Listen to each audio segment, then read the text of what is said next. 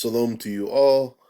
Right now we're going to be studying the Book of Enoch, chapters 6 and 7, and this is going to be a study about the Nephilim, or the hybrid race between angels and the daughters of men. Chapter 6. And it came to pass, when the children of men had multiplied, that in those days were born unto them beautiful and comely daughters. And the angels, the children of heaven, saw and lusted after them, and said to one another, Come, let us choose us wives from among the children of men, and beget us children.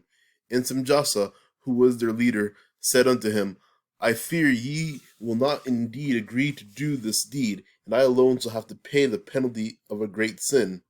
And they all answered him and said, Let us all swear an oath, and all bind ourselves by mutual imprecations not to abandon this plan, but to do this thing. So I think that's funny. I think it's such foolishness on Simjasa.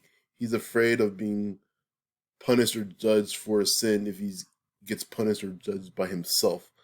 But if he gets judged as a team or gets punished as a team, I guess he's comfortable with that. That seems really stupid to me. In my mind, you should just avoid. If you want to avoid the penalty of a sin, then avoid committing the sin.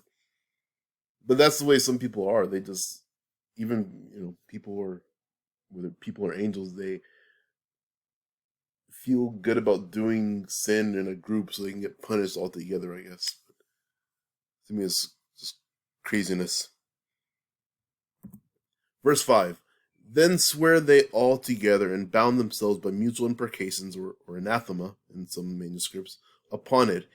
And they were in all 200 who descended in the days of Jared on the summit of Mount Hermon. And they called it Mount Hermon because they had sworn and bound themselves by mutual imprecations upon it. And these are the names of their leaders: Semiazaz, their leader; Arakiba, Ramael; Kokabiel, Tamael, Ramael; Daniel, Ezekiel, Barakiel, Asael; Amaros, Batarel, Ananel, Sakiel, Samsapiel, Satarel, Turel, Jomjael, Sariel. These are their chiefs of tens. So in Enoch chapter 6, we see how the angels, the rebellious, the fallen angels, are planning to come to earth to make the hybrid race, or a race of, mix between the angelic race and the human race. Chapter 7. And all the others together with them took unto them wives, and each chose for himself one. And they began to go in unto them, and to defile themselves with them. And they taught them charms and enchantments, and the cutting of roots, and made them acquainted with plants.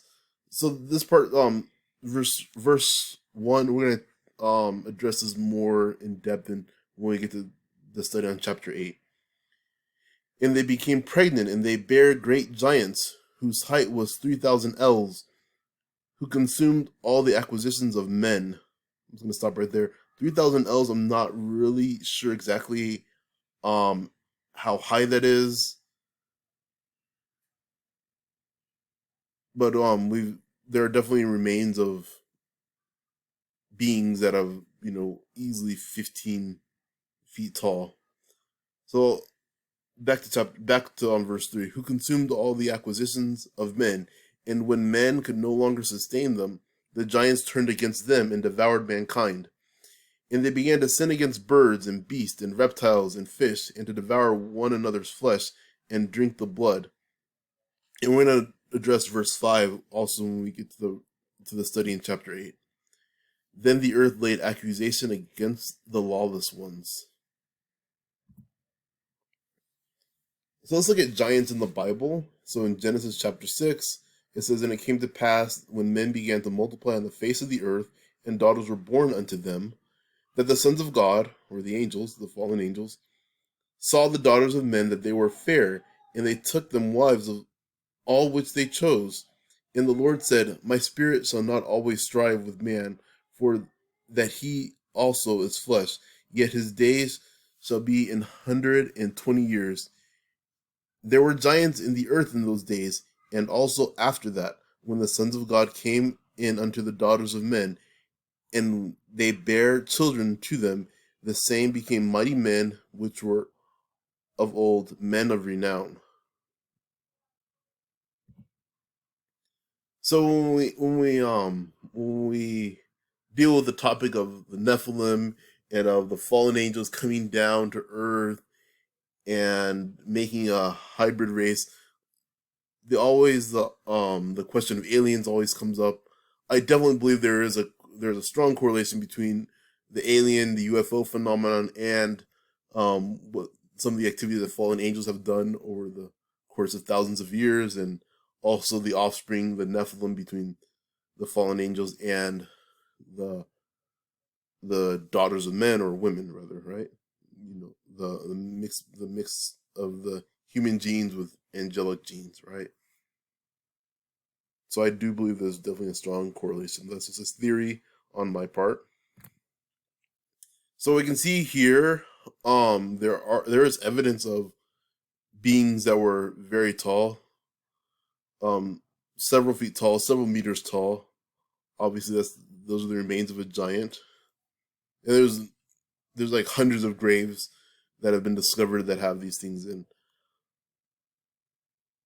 So I've heard reports that the Smithsonian is actually either concealing these things or actually destroying this evidence because it goes really flies in the face of the theory of evolution. And here's another giant skeleton. It's always a humanoid type creature. So I don't believe that this was a full human. In my opinion, I don't believe that Goliath was 100% human. He had 6 fingers on each hand, 6 toes on each feet. He was about 10 feet tall. I believe that he was also um, the offspring of what we see as the Nephilim. Maybe a couple generations removed. I don't know. So please, thank you for watching this video. Please subscribe, share, and like, and leave a comment. And we'll continue this in my next video when we cover chapter 8. Thank you and God bless.